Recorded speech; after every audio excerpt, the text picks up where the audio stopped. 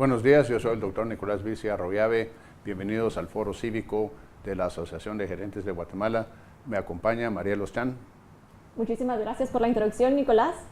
Y vamos, antes de presentar al binomio, y les saludamos a los que nos están viendo en las redes sociales y nos pueden continuar viendo el resto de la hora, pero vamos a pasar un video previo para las reglas. Bienvenidos al programa cívico de la Asociación de Gerentes de Guatemala, un espacio neutral para el fortalecimiento de nuestra democracia. Para el siguiente foro, el binomio contará con 7 minutos por cada candidato para exponer la visión general de cómo piensan gobernar al país. Posteriormente, los moderadores realizarán 6 rondas de preguntas. En cada una abordarán al candidato a presidente y al candidato a vicepresidente, quienes contarán con 2 minutos para responder. Está permitido hacer una repregunta con 30 segundos de respuesta. Gracias por acompañarnos durante la transmisión. Hoy estaremos entrevistando al binomio del partido Creo, candidato a la presidencia Julio Héctor Estrada y candidata a la vicepresidencia Yara Argueta. Le concedemos la palabra al candidato presidencial y a la vicepresidencial para que nos comenten cuál es su plan de gobierno. Bueno, muy buenos días, muchas gracias. Gracias. Tenemos aquí a la AGG, muchas gracias a la gente que nos está escuchando en su casa. Nosotros hemos hecho un compromiso de hablar de las cosas que a la gente realmente le importan. Y hemos recorrido el país y hemos investigado, y a toda Guatemala lo que escuchamos consistentemente es que la gente lo que más le afecta es que el pisto no le alcanza. ¿Por qué es que a la gente no le alcanza? Uno, porque lo poco que hay es malgastado por la política vieja que tiene este país, por la mediocridad del gobierno, y eso genera que los pocos recursos no se utilicen apropiadamente y le genera gastos a los guatemaltecos. Segundo, porque la gente no tiene suficientes ingresos, lo que gana no le alcanza y muchos ni siquiera tienen trabajo. Y tercero, porque en este país es tierra de nadie. No hay una autoridad moderna, un gobierno moderno y eficiente que ejerza la autoridad y que ponga orden y que la gente sepa que el gobierno es el que manda y que la ley es la que rige en este país. Entonces, ¿qué vamos a hacer nosotros para que el pisto alcance y para que lo bueno alcance para todos? Vamos a trabajar en 3 grandes pilares: que haya más ingresos, que se reduzcan los gastos y recuperar la autoridad del Estado. En la avenida del incremento de los ingresos, nuestras iniciativas se pueden resumir en 3 grupos. El primero, trabajar en la modernización del Estado para que se enfoque realmente en atraer la inversión y en facilitar la inversión para todas las personas que quieran generar empleo a través de procesos amigables y el uso de tecnología. Que cuando se acerquen al Estado no encuentren frenos, sino encuentren a alguien que les ayuda a crecer. Segundo, vamos a trabajar en apoyar a las pequeñas y medianas empresas. En Guatemala hay cientos de miles de empresarios, desde la señora que vende panes en la esquina de mi casa hasta una persona que está produciendo jabones y desinfectantes en su casa. Todos ellos lo que necesitan es un empujón para crecer sus negocios y también ellos generar empleos. También vamos a trabajar en la capacitación, tanto de los jóvenes que hoy se están graduando, como las personas que ya están en la fuerza laboral hoy y necesitan conocimientos para poder acceder a los empleos de hoy. En la reducción de los gastos, el segundo pilar, vamos a trabajar, básicamente se pueden resumir las iniciativas en 2 áreas. La primera, que el guatemalteco deje de gastar en las cosas que el gobierno debería de hacer él mismo, como temas de seguridad, temas de educación, temas de salud. Hoy el guatemalteco tiene que pagar de su bolsa la mediocridad del Estado. Va al hospital, no hay medicinas, no se queda sentado de brazos cruzados, tiene que ver cómo lo resuelve, eso tiene que parar. Y la segunda cosa importante es que el guatemalteco no pague más en cosas que son más baratas en otros países del mundo, en otros países centroamericanos, que paguen el precio correcto por algunos productos y servicios. Y el último pilar, recuperar la autoridad del Estado. Eso solamente se logra con presencia y con resultados, para que los guatemaltecos vivan en paz, ya no tengan miedo, para que ya no exista incertidumbre y entonces las personas puedan venir a invertir y que valga la pena esa generación de empleos.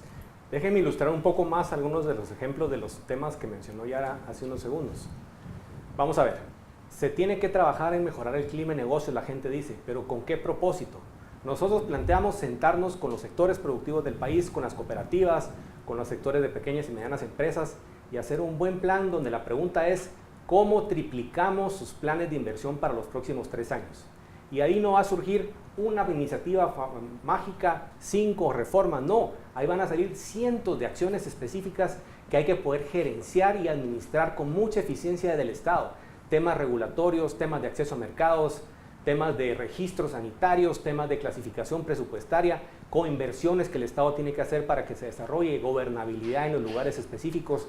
La clave es trabajar de la mano para cómo, junto con el sector privado, en diferentes actores, logramos hacer que tripliquen sus inversiones, que pasemos de 4.000 a 12.000 millones de dólares invertidos en estos 4 años que vienen de gobierno. Y al mismo tiempo, cuando se invierte en esa generación de inversión, esa creación de capital, se jalan también a las pequeñas y medianas empresas con programas específicos de apoyo y de integración y encadenamiento de cadenas de valor. Segundo, otro ejemplo importante es el tema de la capacitación. Nosotros vemos cómo la gente va a estas ferias de trabajo, van 25.000 personas que buscan empleo, las empresas tienen 3.000 o 4.000 plazas que buscan en estas ferias, pero cuando vemos el resultado final es que contrataron a 325. Las empresas no están encontrando a la gente con las capacidades que necesitan para poder ejecutar sus planes de crecimiento. Y la gente se está quedando sin la capacidad y la oportunidad de tener un empleo bien remunerado. Aquí se puede trabajar muy inmediatamente en programas de formación técnica en diseño, robótica, instalación de paneles solares, ¿financiado con qué? El mismo INTECAP tiene guardados más de 1.000 millones de quetzales sin utilizar. Hay otros fondos del Ministerio de Economía y otros fondos del Ministerio de Trabajo que se pueden habilitar para programas de 6, 9, 12 meses con estipendio para transformar la vida de esas personas que tienen que capacitarse. Y tercero, también tenemos que las pymes y las productores agrícolas no están pudiendo tener la productividad que necesitan por una falta de capital. Hace unos meses estuvimos con José Esteban, un productor de fresas ahí en Tecpan, y nos contaba su historia de cómo él logró montar un invernadero de flores y pasó de ser un jornalero a tener su familia completa más 15 empleados trabajando con él. Pero para hacerlo tuvo que irse a Estados Unidos 3 años y medio y regresar con $30,000 para hacer su primera inversión y poder tener un pozo. El Estado tiene que poder asegurarle crédito y acceso para que miles de esos proyectos se puedan realizar con financiamiento para riego, y una vez que el riego llega, la gente tiene cómo conseguir crédito comercial para multiplicar su producción. Una hectárea de riego produce no 3 veces, hasta 30 veces más de lo que produce una hectárea con plantaciones tradicionales. Y lo mismo es con crédito para que los pequeños y medianos productores puedan acceder a maquinaria, puedan acceder a equipamiento y a crédito y capital de trabajo para poder expandirse. Ahí generamos un bloque importante de generación de ingresos. ¿Cómo le reducimos los gastos a los guatemaltecos? Miren, primero tenemos el tema del costo de transporte. Los costos de logística y la velocidad en la que se mueve el tráfico en Guatemala están costándole inmensamente a este país. Y ahí uno puede hacer cosas con impacto muy rápido y muy inmediato. Podemos asegurarnos que con intervenciones urbanas, ordenamiento, un provial que funcione, ya no haya cruces a la izquierda, ya no haya camiones que se queden tirados en el camino, que haya orden en las carreteras del país, que no hayan túmulos, pero con control y con la inversión en pequeñas obras urbanas de facilitación, podemos asegurarnos de que la velocidad de tránsito sube, y si lo acompañamos con un plan agresivo de inversión bien ejecutada en reconstrucción de carreteras, nos podemos asegurar de que la gente pase de pasar los camiones a 12 kilómetros por hora a 30 o 40, y con eso se reduzcan fuertemente los gastos de transporte. El costo de la telefonía. Es impresionante cómo el país tiene 20 años de no explotar su espectro y sus frecuencias radiofónicas, y tenemos un espacio perfectamente disponible para lograr atraer un operador clase mundial que venga a hacer inversiones y revitalice y transforme de nuevo nuestro sector de telefonía y bases y banda ancha. Y con eso, en países como India, esto ha logrado, con ese operador, ese tercer operador que entra grande, que entra con inversiones nuevas, ha logrado reducir los precios en 10, 15, 20 veces de los datos de telefonía celular. Y con eso realmente lograr un cambio y una transformación que encima genera muchísimos empleos, porque con banda ancha el mundo se mueve a contenidos, se mueve a creatividad. Y por último, en la parte de gastos, el más grande y el más importante para la gente pobre, los gastos en salud. Lo que más impacta y más deja en la pobreza a una persona es tener que enfermarse y tener que cubrir los gastos de su propia bolsa. Ahí necesitamos no solamente abastecer los puestos de salud, que solo son 1.200, de los cuales hemos construido 250 en los últimos 25 años, cuando necesitamos 5.000. se puede abastecer con buena logística, con logística bien diseñada, con programas que llevan una caja de productos rápidamente y abastecen con buena tecnología y sistemas que son sencillos. Pero adicionalmente nosotros sabemos que en los primeros 6 o 8 meses se pueden construir 1000 puestos de salud adicionales y con eso duplicar la cobertura. Y con esos 40 productos medicinales o abastecidos bien, que llegan a esa mitad de la población nacional, eso representa el 70% de la demanda de servicios médicos. Eso es una verdadera transferencia de riqueza y reducción de la pobreza hacia la gente más necesitada.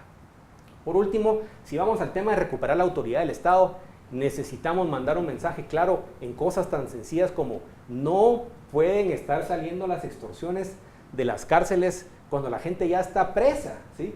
50% de las extorsiones salen de ahí. Tenemos que hacer un programa de impacto inmediato que bloquea las señales, que mueve a la gente a probablemente 500 a 1000 reos más peligrosos a una cárcel fuera de las áreas urbanas, recluidos en aislamiento completo, y les transmite el mensaje que no vamos a permitir que se abuse de la gente ni un solo día más. Si combinamos eso con subir la presencia policial, que es un programa de abastecimiento, casi se ha duplicado el número de policías que tenemos en el país, pero no hemos aumentado el gasto en policías, en armas, en gasolina, en equipamiento. Entonces podemos subir fuertemente la presencia policial. Y al mismo tiempo el Estado tiene que mostrar que es eficiente. Nosotros estamos planteando reducir 13 secretarías a una y combinar en un solo ministerio, reducir 6 ministerios y reestructurarlos y reformarlos y sacar 5 nuevos, romper unas estructuras como las que hay en el MIDES, donde se gastan 300 millones de quetzales en funcionamiento para repartir 400 millones de quetzales en servicios, y comunicar a la gente que el Estado se está volviendo moderno, eficiente y que está para entregar los servicios a la gente más necesitada de forma efectiva. Y entonces la siguiente pregunta es ¿por qué nosotros sí vamos a poder hacerlo? Y la respuesta es simple, y es que somos el único binomio que tiene esa complementariedad perfecta entre la experiencia en lo público y la experiencia en lo privado, en ejecutar proyectos a gran escala, tanto en público como en privado. Somos los únicos que podemos asegurarle al guatemalteco que en los primeros 6 meses va a haber resultados, porque sabemos exactamente dónde está la oportunidad, dónde están los fondos y cuáles son esas piezas del tablero que hay que mover. Segundo, nuestras hojas de vida demuestran, somos el único binomio que nuestras hojas de vida demuestran nuestra preparación académica y la experiencia real en las cosas que estamos proponiendo. Nosotros no vamos a inventar y a intentar hacer algo que ya nosotros podemos demostrar lo hemos hecho en el pasado. Y por último, y quizá lo más importante, somos un binomio que no tiene compromisos con nadie. Es la primera vez que nosotros participamos y por lo tanto no debemos cosas de miles de elecciones anteriores. Nosotros venimos con las manos limpias y podremos tomar las decisiones difíciles que se requieren para hacer estos grandes cambios. A nosotros nos ilusiona un legado en el cual la gente diga en 4 años se hizo lo que el país no hizo en 30 años. El país tiene no 3 años de estar con estancamiento económico. Tiene 30 años de estar así, medio zombie, que crece un poco, pero no es suficiente para la gente. Que se recuerde que el país comenzó a funcionar, que empezó a tomar rumbo, que empezó a tomar norte, que empezó a caminar, que empezó a funcionar. Y además, que se recupere la dignidad de la función pública, que la gente esté contenta de unirse a lo público porque le motiva a servir a la gente y sabe que va a ir a trabajar con gente honesta porque la política la está ocupando gente que tiene honestidad y que puede hablar con tranquilidad y ver a la gente a los ojos sin ningún tipo de preocupación. Entonces, claramente ese legado es que la gente sienta que el país es un país donde quiere quedarse, no donde quiere salir y migrar cuando pueda. Inclusive los guatemaltecos que se fueron, que regresen, porque logramos construir un país donde lo bueno alcanza para todos. Muchísimas gracias por sus propuestas. Muchas gracias, Julio Héctor, muchas gracias, Yara Argueta. Ahora vamos a pasar a la segunda parte del foro, que son preguntas más específicas con respecto a diferentes temas. Y voy a empezar. Julio Héctor, usted, como bien lo mencionó Yara, es de los pocos candidatos que tiene experiencia dentro de la administración pública. Y estoy segura que ha de conocer mucho de las dinámicas de corrupción que hay dentro de la burocracia. Y más sobre todo porque estuvo en un Ministerio de Finanzas que está sujeto a muchísimos intereses. Entiendo que parte de sus propuestas es reducir 13 secretarías para combatir la corrupción, pero le estaría ahorrando nada más al Estado, más que limitando o reduciendo estas dinámicas de corrupción. Le pregunto puntualmente, ¿qué acción concreta podría usted hacer para limitar el tráfico de influencias, los contratos sospechosos y los bonos autorrecetados por los mismos funcionarios? Mira, es muy importante que la herramienta más poderosa subutilizada y que no se ha usado por los mismos intereses políticos que han limitado que el país lo use, es el tema de enriquecimiento ilícito, ¿sí? No sé si la gente lo sabe, pero cada funcionario público que gana más de 8,000 quetzales, o sea, son como 30,000 funcionarios, cuando entran al gobierno presentan una declaración de su patrimonio y el de su esposa y su familia completa. Si nosotros queremos una unidad de riesgo combinada y con cooperación con el IRS de Estados Unidos, con los temas de inteligencia de la Superintendencia de Bancos, y realmente utilizamos esa información de manera muy, muy hábil, y encima tenemos una plataforma de colaboración con los vecinos y con la ciudadanía, donde nos digan, miren, mi vecino antes vivía aquí a la par mía y andaba con un carro sencillito y ahora anda con 3 carros y guardaespaldas y se está enriqueciendo, pasó de sope a gavilán. ¿Cómo es posible? Investiguen. Y entonces esa unidad puede investigar y verificar que la gente se está enriqueciendo. Si lo que tenemos que evitar no es controlar tantas transacciones o andar verificando que es que cumplieron 14 requisitos y cumplieron plazos en cada uno de los pasos. Lo más importante es que el que es corrupto no se aguanta. Inmediatamente en cuanto empieza a tener dinero lo empieza a enseñar. Y el enriquecimiento ilícito tiene una pena que va de 5 a 10 años. El testaferrato está castigado, ya no se puede utilizar otra gente para guardar el dinero. Yo propongo que nuestro gobierno inmediatamente saque un acuerdo gubernativo en cuanto entra e indica que todos los funcionarios nuevos y que están antiguos actualizan su declaración, le ponemos inteligencia y control a ese tema de la información y estamos con la ayuda de la ciudadanía monitoreando que la gente no se esté enriqueciendo en el gobierno. Eso tiene un impacto inmediato en prevenir la corrupción porque de alguna manera la gente, coimas, comisiones, sobrecobros, partes que le dan participaciones, tienen que tener un impacto en su enriquecimiento y si controlamos eso, le vamos a dar un golpe a la corrupción que nadie se ha atrevido a enfrentarlo con anterioridad. Muchísimas gracias. Señora candidata a la vicepresidencia, Sí, María Luz. le tengo una pregunta. Por favor. Durante esta administración hemos visto que han habido varios funcionarios acusados, inclusive se le ha acusado al mismo partido oficial de enriquecimiento ilícito. ¿Usted, en su posición de vicepresidenta, hubiera actuado de la misma manera que actuó Jafet Cabrera o hubiera actuado de manera diferente? ¿En relación a qué? En relación a específico? estas acusaciones que se le han dado al gobierno actual y al partido oficial de financiamiento ilícito. ¿Qué rol hubiera tenido usted como vicepresidenta para poder detener estas acusaciones o hacer más amplia la investigación? Pues mira, específicamente te diría que primero pienso que tenemos que ser muy abiertos y en mi rol, si yo hubiera estado ahí, pues lo primero que haría sería apoyar a cualquier tipo de investigación que se esté dando. Yo creo que la transparencia absoluta como ciudadanos y como gobernantes va a ser lo que va a ser una gran y una clara diferencia entre lo que nosotros proponemos hacer y lo que la vieja política ha hecho. ¿Cuál sería mi posición? Una apertura total a investigar qué es lo que ha pasado, dónde hubo fallas, si es que las hubo, y que los responsables puedan responder sobre las fallas que hubiesen tenido. Yo pienso que el tema aquí más importante es cómo enfocamos todos los esfuerzos realmente en que las investigaciones nos saquen también a todos fortalecidos como Estado también, que aprendamos las lecciones y que entonces mi siguiente paso habría sido establecer procesos y procedimientos para que las cosas no se vuelvan a dar. Yo soy fanática de implementar acciones correctivas sobre cada error que se vea. Así que, ¿qué habría hecho yo? Transparencia, apoyar cualquier investigación que haya que hacer, identificar dónde están las líneas de mejora e implementarlas para que hacia adelante los errores no se vuelvan a cometer. Le agradezco mucho, señora candidata a vicepresidenta. Gracias. Mi primera pregunta es para Julio Héctor. Se dice que en Guatemala no tenemos nada de institucionalidad. Yo cuestiono esa premisa porque podemos ver en el Banco de Guatemala, por ejemplo.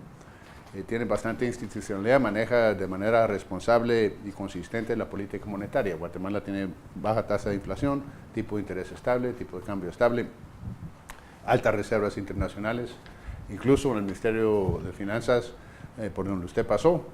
Guatemala, bueno, la deuda pública no es cero en términos porcentuales del PIB, pero es de la más baja en el mundo. Los déficits fiscales también en Guatemala son relativamente bajos si los comparamos con los demás países. Gracias, ¿Cómo gracias. usted coordinará la política, cómo buscará como presidente coordinar la política fiscal y monetaria para que Guatemala pueda entrar en esa senda de expansión de un crecimiento del 6% consistentemente, que por cierto tiene que pasar por más de solo un periodo de 4 años, en los próximos 30 años Guatemala tiene que estar creciendo arriba del 6%. ¿Qué tipo de coordinación entre política monetaria y política fiscal buscaría su gobierno? Bueno, muy importante es que hay que entender que va más allá de la política macro, ¿sí? Lo que le ha faltado a los planes de implementación de crecimiento en este país ha sido algo meso o micro.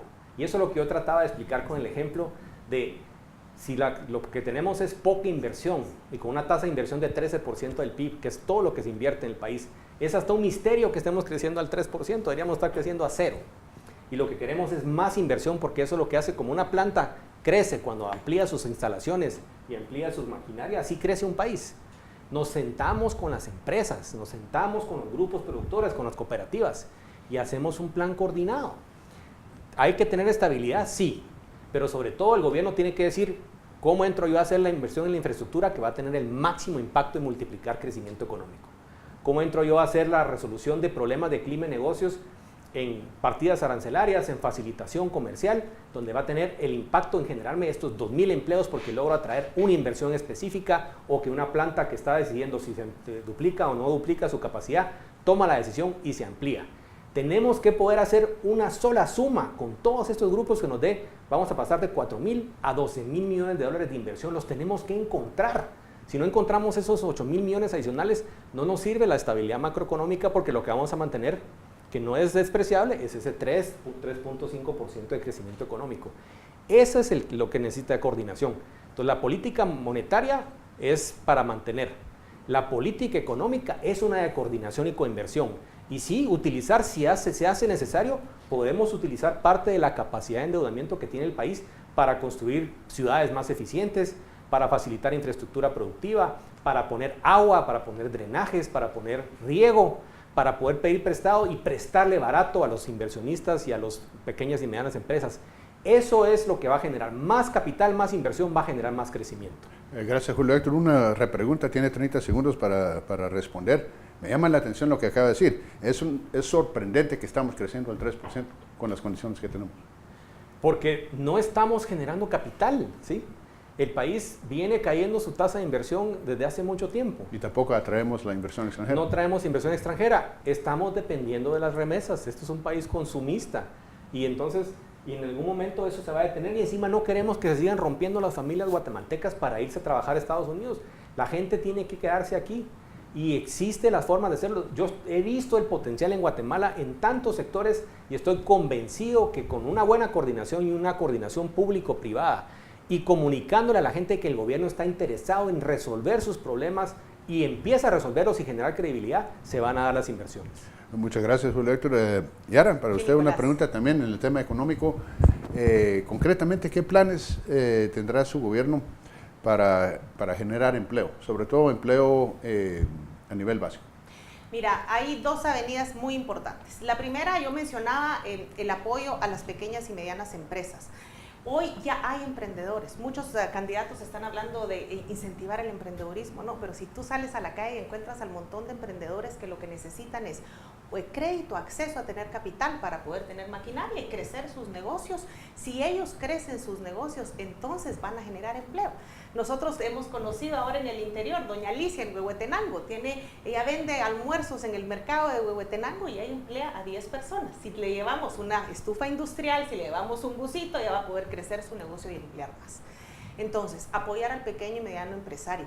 También invertir en el agro del país. Si nosotros logramos implementar sistemas de riego para los agricultores, que ellos puedan cosechar y puedan producir todo el año, eso va a ser un gran cambio entre los ingresos y la generación de empleos que se puede dar. Luego, por otro lado, tenemos la inversión.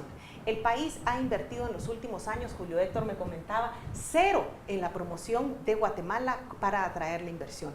Ustedes saben que todos, si queremos vender algo, hay que promoverlo. Yo soy vendedora de toda mi vida. Entonces tenemos que hacer un esfuerzo por ir a traer esas inversiones al extranjero y hacer que haya un clima de certeza jurídica claramente y un clima de apoyo y de que estemos recibiendo esas inversiones.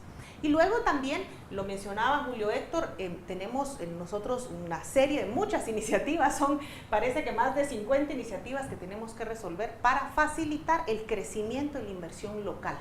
Entonces, inversiones locales, inversiones extranjeras y apoyo en empujar a las pequeñas y medianas empresas, todo eso genera empleo. Una repregunta bien rápido. Usted mencionó el tema del turismo y salir a vender el país. Sí. Guatemala es un país donde la tasa de homicidios va para abajo. Estamos mejorando en el tema de la criminalidad, que nos ha de ayudar en el tema de turismo. Pero al mismo tiempo que los homicidios bajan, la basura sube. Entonces, si uno ve cualquier mirador en cualquier carretera en Guatemala, está lleno de basura, lo usan como basureros. ¿Que tendrían planes ustedes para esa limpieza? Sí, fíjate que varios temas.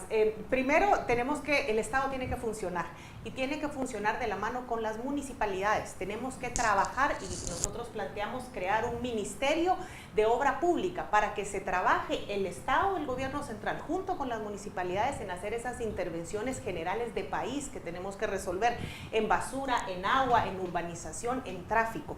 Entonces, nosotros queremos trabajar en conjunto con las municipalidades para resolver los grandes problemas. Y ese ministerio reemplaza al Ministerio de Comunicaciones, lo absorbe. Okay. Muchísimas gracias. Ahora nos trasladamos al tema de salud. Julio Héctor, uno de los principales problemas que tenemos actualmente con respecto al sistema de salud es el negocio que hay con respecto a las medicinas. ¿Cuál acción plantean ustedes tomar para reducir ese negocio y que la medicina verdaderamente le llegue a quien lo necesita? Bueno, primero hay que entender que uno puede actuar en tres frentes importantes. El costo más grande que tiene la gente es la gente que no tiene acceso a la salud. Es la gente que no es que esté pagando caro y no pueda pagar caro, es que se muere, ¿sí? Porque no tiene acceso a la salud. Eso es, yo tengo un sueño que es un país con una cobertura universal de primer nivel en atención.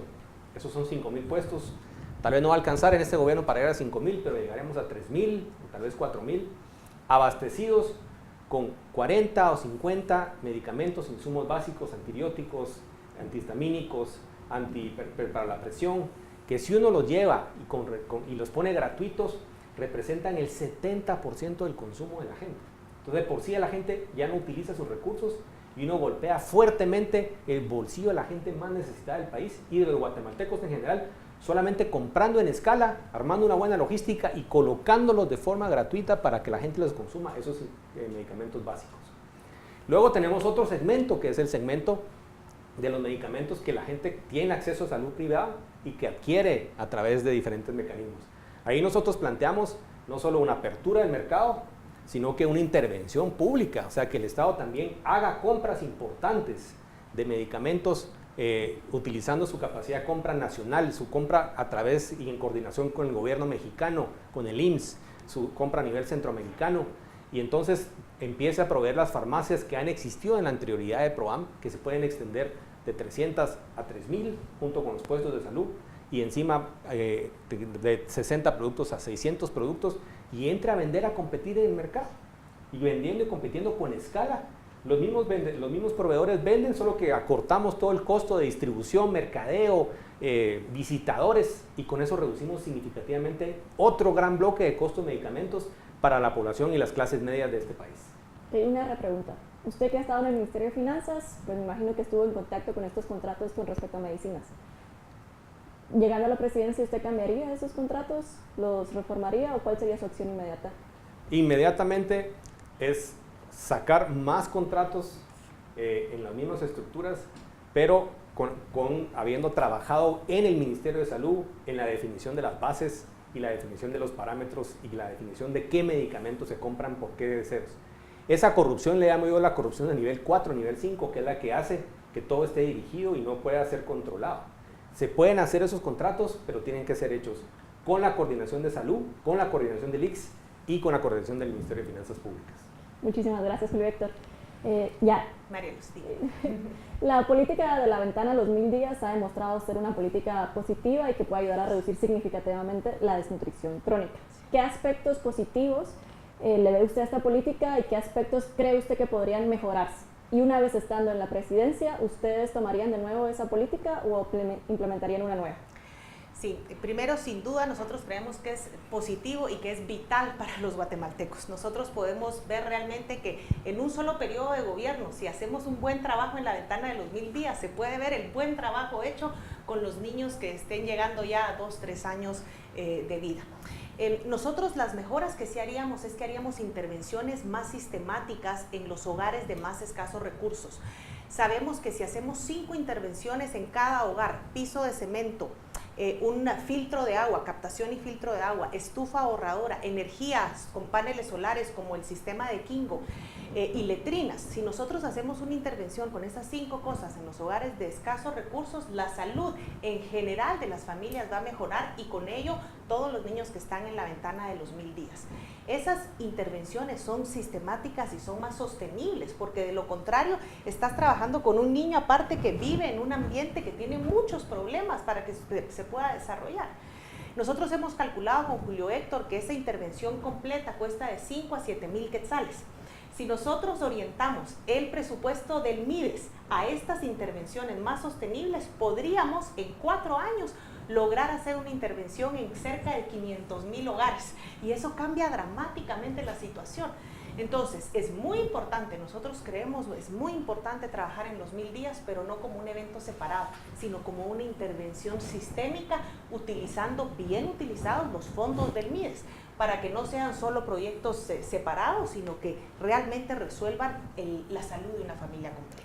Y súmale el efecto que tiene el primer nivel de atención de salud, porque la mitad de las intervenciones de las 1000 días es vacunación, ácido fólico, hierro, zinc para si los niños se enferman. Si podemos llegar a cada comunidad con los medicamentos, con las vacunas y con la capacitación de cambio de comportamiento, más el entorno mejorado, ahí le pegamos a la desnutrición en un solo periodo de gobierno. Muchísimas gracias. Gracias. Mi siguiente pregunta es para usted, Julio Héctor. Usted se graduó de la Universidad Francisco Marroquín, en la Facultad de Ciencias Económicas. UFM Market Trends, la revista, sacó recientemente un estudio de presión fiscal donde señala que en términos porcentuales del PIB per cápita, la carga fiscal en Guatemala es bastante más alta de lo que la gente piensa.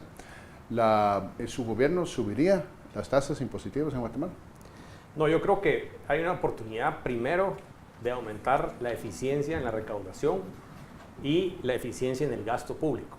El Estado tiene que recuperar la credibilidad de la gente para mejorar la moral tributaria y con orden y autoridad también golpear fuertemente el tema del contrabando y con una autoridad también que yo siempre he dicho que es esencial, que es cómo hace uno para seguir la ruta al dinero, y el control del contrabando y de la evasión fiscal se hacen con esas capacidades de investigación y cruces de información que puede tener la autoridad tributaria. Entonces hay mucho espacio de crecimiento ahí, pero hay un segundo factor muy importante, Nicolás, que es, si miras en 4 años tiempo, se puede subir la tasa de recaudación de 10 a 11.5% con medidas administrativas y control del contrabando y otras cosas que mencioné. Pero el efecto más grande en cuánto dinero vamos a tener para gastar es haber acelerado el crecimiento económico. El 70% del dinero, si hoy tenemos 60,000 millones y en 4 años tendremos 85,000 o 90,000 millones de quetzales, el 60%, 70% de ese crecimiento no viene de haber subido la carga, viene de haber subido el tamaño del pastel. Haber aumentado la velocidad de crecimiento no solo sube la carga, sino que sube el tamaño del pastel. Entonces tenemos un Estado que tiene la misma carga, la misma presión sobre los ciudadanos, pero es un Estado más rico porque es un país más rico. Entonces, eso combinado con lo que decía de apalancamiento nos da para hacer un programa de inversiones muy ambicioso en lo social y en lo productivo para acelerar y sacar al país del sopor y el estancamiento que tiene 30 años de tener. Una rápida repregunta. Usted habló de la moral tributaria. El sector informal, como todos aquí sabemos, es bastante grande en Guatemala, alcanza el 70% de la población económicamente activa. Y la gente piensa que el sector informal son pequeños ilustradores en la calle. Hay muchísima gente en Guatemala que no paga y puede pagar impuestos. ¿Qué haría su gobierno para mejorar esa moral tributaria? Inmediatamente hay que irse no por el informal, el de la venta de la esquina o el que está en la calle vendiendo conectores de celular. No, aquí en Guatemala hay informales que venden cientos de millones de quetzales, ¿sí? Y ya sabemos en qué parte de la ciudad se encuentran y dónde despachan.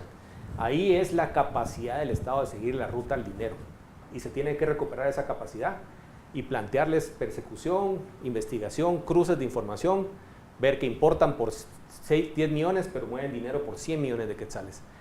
Ese es lo que genera recursos adicionales. Eso realmente, y entonces también mejora la moral del que está con competencia desleal y entonces ya va a querer pagar también impuestos porque no tiene al lado un competidor que opera de manera fraudulenta. Muchas gracias, Yara Argueta. La próxima pregunta es para usted. Se mencionó que se cerrarían o se unificarían las diferentes secretarías. Eso va a representar un tremendo ahorro. ¿De ahí podría venir los fondos para invertir en infraestructura? Sí, mira, no necesariamente para la infraestructura. Realmente para hacer una gran inversión en infraestructura tendríamos que solicitar probablemente algún préstamo importante para realmente resolver los grandes problemas de carreteras que tenemos en el país. Te diría de que estas reducciones en las secretarías sin duda van a darnos más fondos para que, como decimos nosotros, el pisto alcance para otras acciones que son más necesarias para los guatemaltecos o para ejecutarlas correctamente.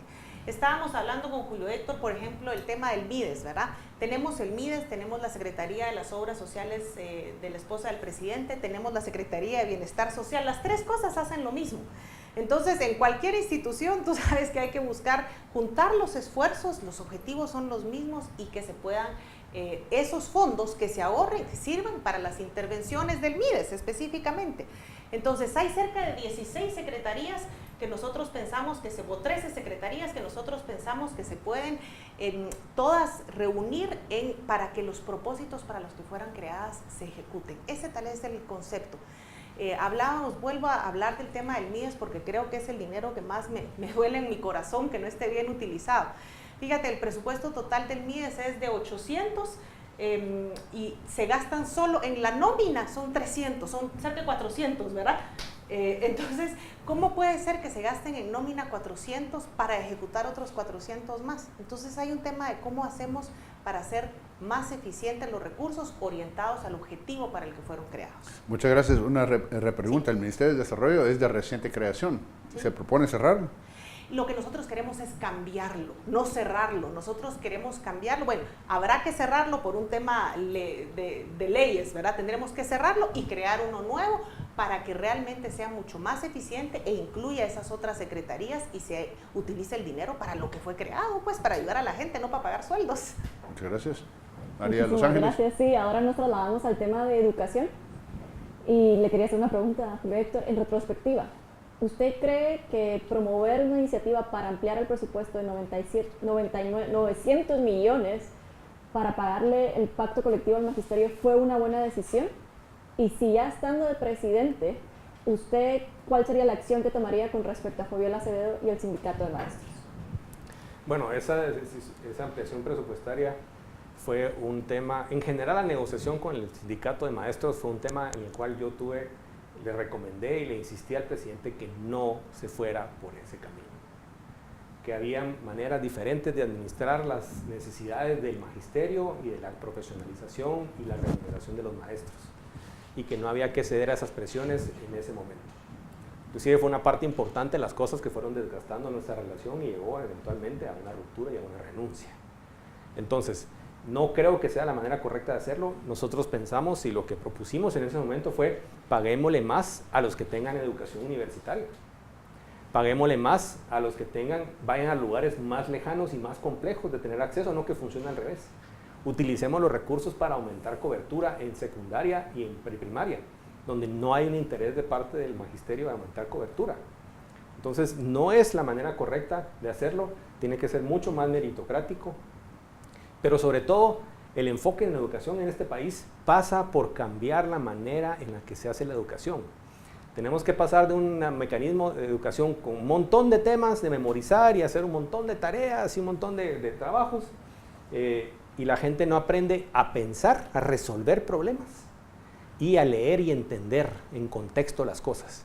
En Vietnam, que es un país que nos ha sacado una ventaja de ser mucho más pobre a mucho más rico, enfocaron el currículum, se enfocaron en capacidades para poder realmente generar ese entendimiento, y luego la gente cuando se gradúa rápidamente hacen capacitación técnica, vocacional, entrenamiento, y no requiere que cambiemos a los maestros, pueden seguir los mismos. Lo único que necesitamos es un poco de asistencia tecnológica, un poco de supervisión, Sí es importante que poco a poco se vayan profesionalizando, pero se puede compensar con capacitación y entrenamiento.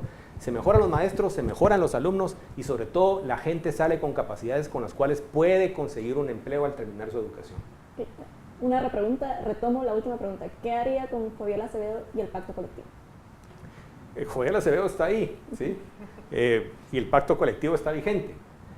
Lo importante, y se tiene que cumplir, no hay manera de salirse. Yo no voy a plantear temas populistas de que vamos a romper la ley.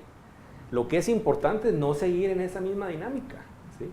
Hay que suspender esos procedimientos y en general todo el tema de negociación colectiva en el Estado tiene que repensarse. Esa es una figura del derecho privado que se ha usado en lo público. Hay que hacer ley de servicio civil para atender esto de forma integral y detener ese tema de los pactos colectivos y reestructurarlos todos. Muchísimas gracias. Yara, quisiera retomar un punto que se ha mencionado con respecto a la clausura de 13 secretarías.